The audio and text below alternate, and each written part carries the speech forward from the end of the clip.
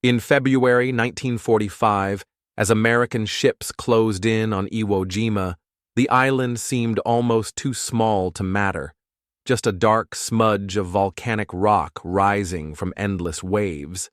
But every Marine aboard knew better. Iwo Jima was not just a target.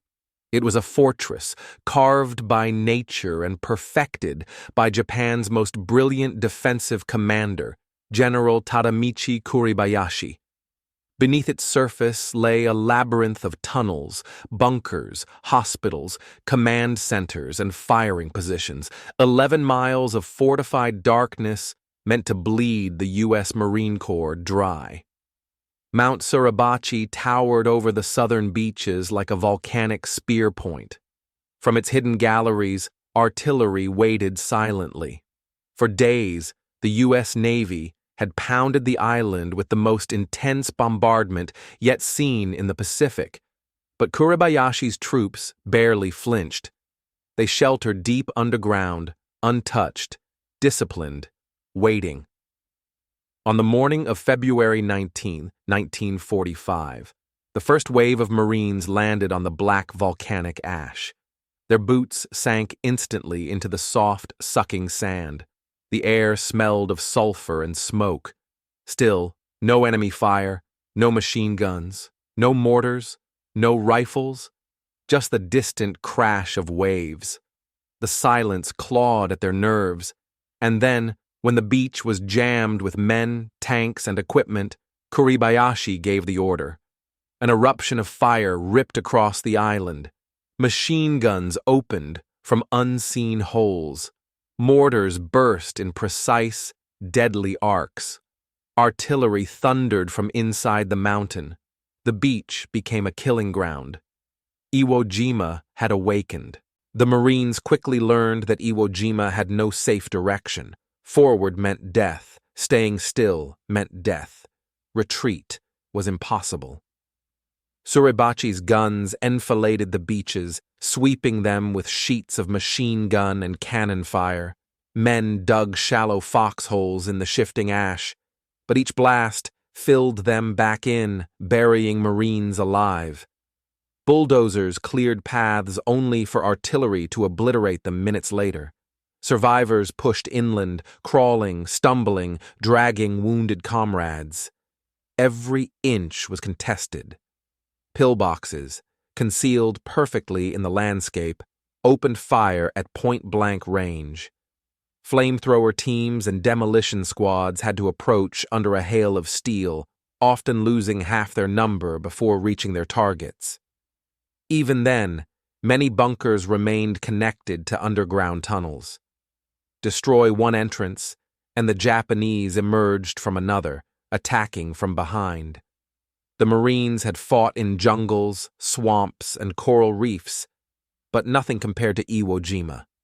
There were no trees, no grass, no cover, just ash, stone, smoke, and death. A moonscape made of volcanic dirt and shredded bodies.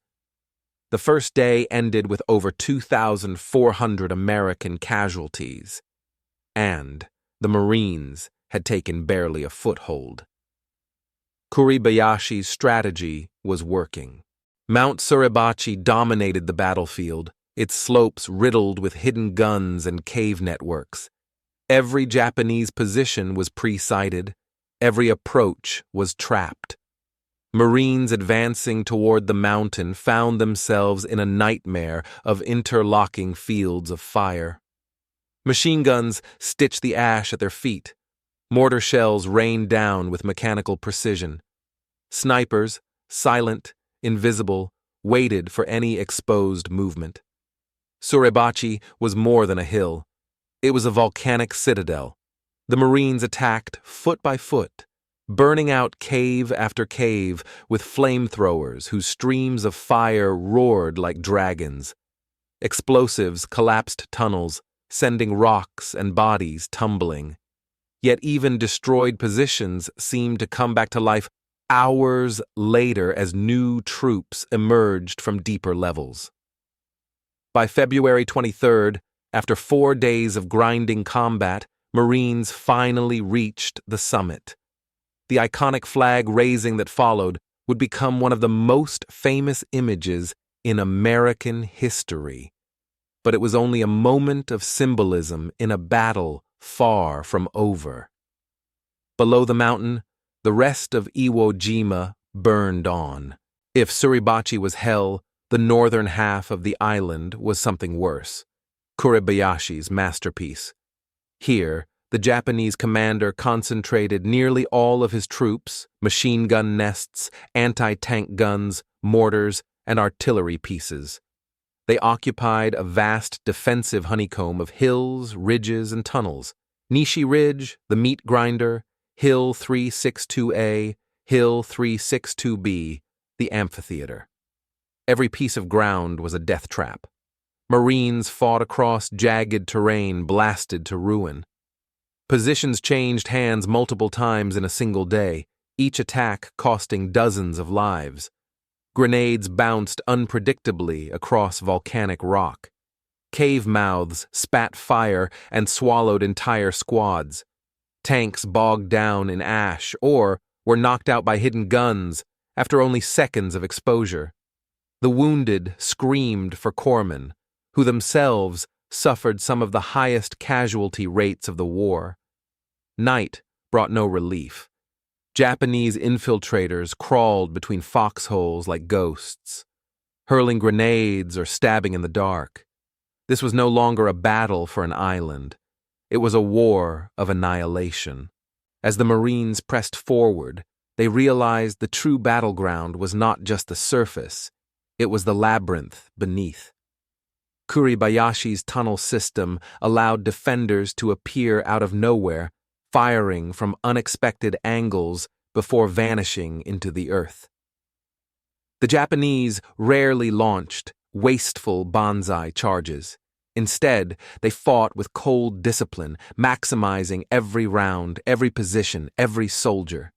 Flamethrower teams became legends on Iwo Jima.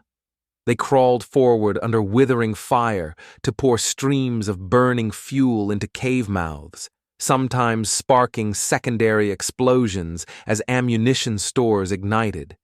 Engineers detonated charges that collapsed entire sections of tunnel, but the network was so vast that progress felt endless. Marines began to understand the scale of their task. Every bunker destroyed revealed two more. Every ridge taken exposed another behind it.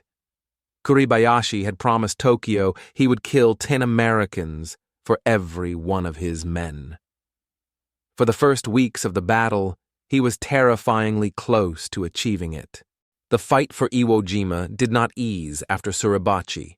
In fact, the worst was still ahead. North of the volcano lay the Motoyama Plateau, a maze of ridges, ravines, sulfur pits, and volcanic terraces that swallowed entire battalions. Every inch of ground was covered by hidden machine guns, interlocking bunkers, and artillery pieces that fired and disappeared back into tunnel mouths. The Marines called it the meat grinder. They were not exaggerating. Advancing even 50 yards required hours of combat. Flamethrowers blasted caves. Demolitions blew apart fortified pits. Tanks crawled forward only to be knocked out by mines or point-blank anti-tank rounds. Japanese soldiers appeared suddenly on the flanks, emerging from tunnel exits the Marines had never noticed. At night, infiltrators crept into American lines, tossing grenades into foxholes before melting back into darkness. Every day felt like a lifetime. Yet the Marines kept pushing, exhausted, scorched by sulfur fumes and choking on volcanic dust. They fought yard by yard, ridge by ridge. The island was only 8 square miles, but it felt endless. Above the island, the air war raged with equal brutality. American pilots flying Corsairs, Hellcats, and Thunderbolts dueled Japanese fighters that launched from hidden airstrips and emergency strips carved between shell craters. Anti-aircraft bursts filled the sky with black puffs. Tracer rounds cut red arcs through the smoke. The Marines on the ground heard it constantly, the roar of engines, the thump of bomb releases, the scream of dive bombers hammering bunker mouths too deep for artillery to reach. For many ground troops, the sky became both salvation and terror. American planes strafed enemy positions just yards ahead, sometimes too close for comfort. Japanese anti-aircraft guns retaliated with ferocity, bringing down pilots who parachuted into a battlefield that had no safe landing. But the air campaign was essential. Without constant airstrikes against the plateau and tunnel complexes, the Marines would have faced an even more impossible task. Every bomb dropped above Iwo Jima shaved seconds off the battle's length, even if it didn't feel that way to the men on the ground. By late February, it became clear that Iwo Jima was not a battle. It was a siege of the human soul. Japanese soldiers, following General Kuribayashi's no-surrender doctrine, fought to the last man in every position. They did not retreat. They did not surrender. They simply moved deeper underground and ambushed again. Marines described the enemy as ghosts in the rock.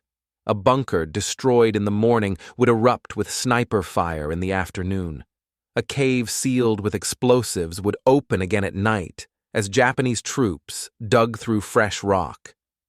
Some fought until their weapons melted from heat. Others crawled forward with nothing but bayonets. American units lost entire companies in an afternoon. Commanders struggled to maintain momentum. The wounds were horrific. Burns, shrapnel, pulverized limbs from volcanic rock turned into shrapnel by artillery blasts. Yet the Marines adapted. Flamethrowers, demolition teams, tanks equipped with dozer blades, and relentless pressure became the formula. Still, the enemy did not break. Iwo Jima was becoming hell in the most literal sense. General Tadamichi Kuribayashi, directing the defense from a tunnel complex near the northern tip, understood the battle was nearing its end. His troops were dying in pockets of rubble, isolated, but still fighting. American pressure tightened every hour, but Kuribayashi refused to stage a pointless banzai charge. Instead, he ordered one final, carefully planned stand.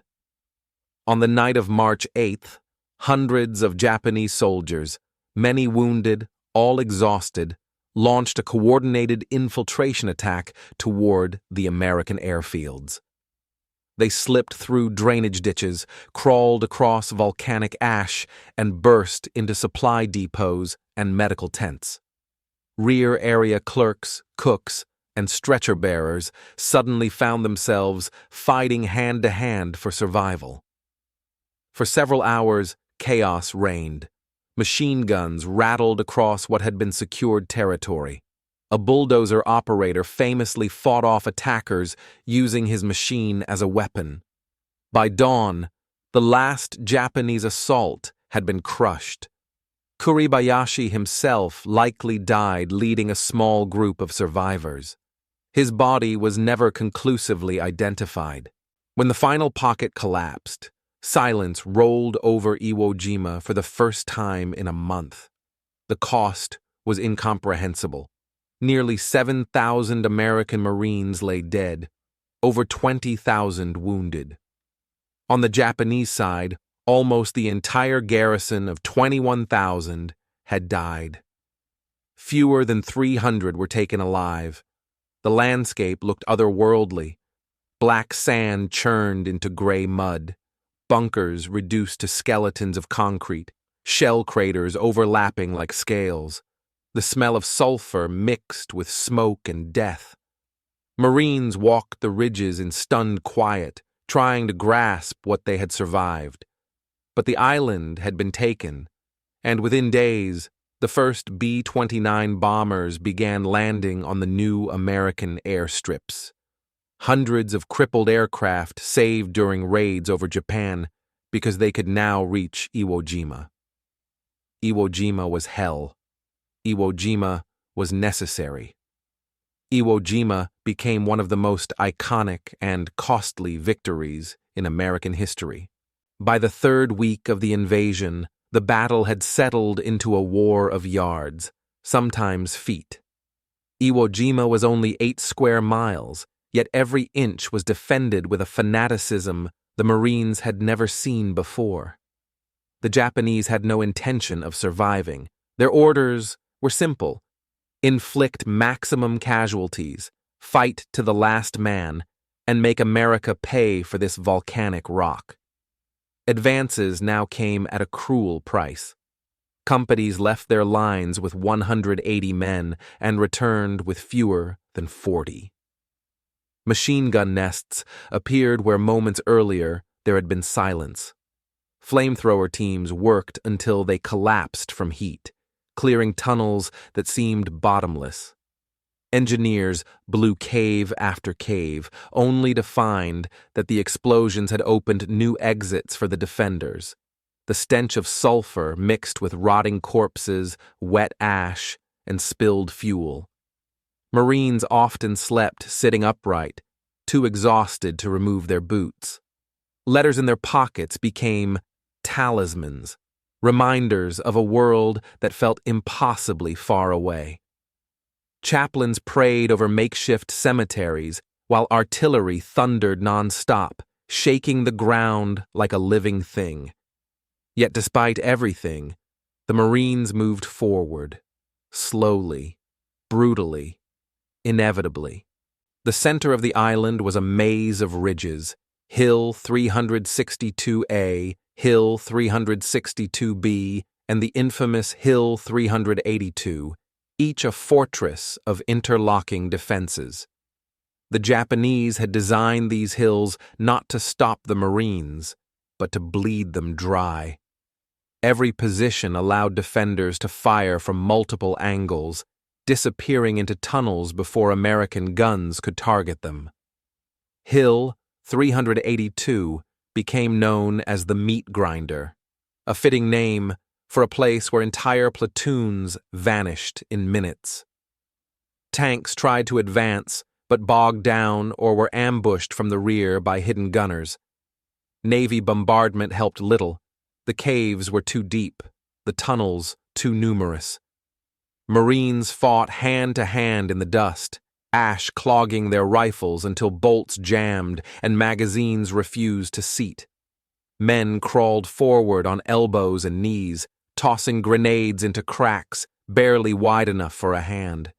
Corpsmen worked miracles, dragging wounded Marines out of crossfire, sometimes dying atop those they were trying to save. When the hills finally fell, they revealed the truth. The Japanese had prepared for a months-long siege. America had taken them in days, but at a staggering price. On the morning of February 23rd, a patrol from the 28th Marines climbed the jagged slopes of Mount Suribachi. The crater was still dangerous: booby traps, sporadic fire, and tunnels that disappeared into darkness. But when they reached the top, the mountain was unexpectedly empty. The defenders had retreated deep underground. A small American flag was raised first, lifting spirits across the beachhead. Later, a second, larger flag replaced it, captured in the iconic photograph by Joe Rosenthal. In that instant, amid the smoke and chaos, the Marines felt something they hadn't felt since the first day of the landing: hope. But hope did not mean victory. While the world celebrated the image, Marines on the northern half of the island still fought inch by inch. Mount Suribachi was only the beginning. 2/3 of Iwo Jima remained in Japanese hands, and Kuribayashi's defenses were unbroken. The flag inspired thousands, but thousands more still had to fight their way through hell. General Tadamichi Kuribayashi, the mastermind of Iwo Jima's defense, knew the end was near. He had forbidden suicidal banzai charges, saving every soldier for the grinding battle he believed could delay America's advance on Japan itself. But by mid-March, his once formidable network of bunkers had been reduced to scattered pockets of exhausted, starving men. Yet Kuribayashi refused to surrender. He ordered his last remaining troops to infiltrate American lines at night, conducting deadly close-quarters ambushes. Marines awoke to screaming, gunfire, and hand-to-hand combat in the dark. Even without food or ammunition, the defenders fought with grenades, bayonets, and sharpened sticks. In one final act, Kuribayashi led a nighttime counterattack behind American lines, an assault so unexpected that Marines believed it to be a new Japanese reinforcement. The attack ultimately failed, but its ferocity stunned even battle-hardened veterans. Kuribayashi's body was never definitively identified. Some believed he died leading his men. Others believed he took his life in a cave. What was certain was that his defense turned Iwo Jima into one of the costliest battles in American history. On March 26, 1945, after 36 days of unbroken agony, Iwo Jima was declared secured. The cost had been unimaginable.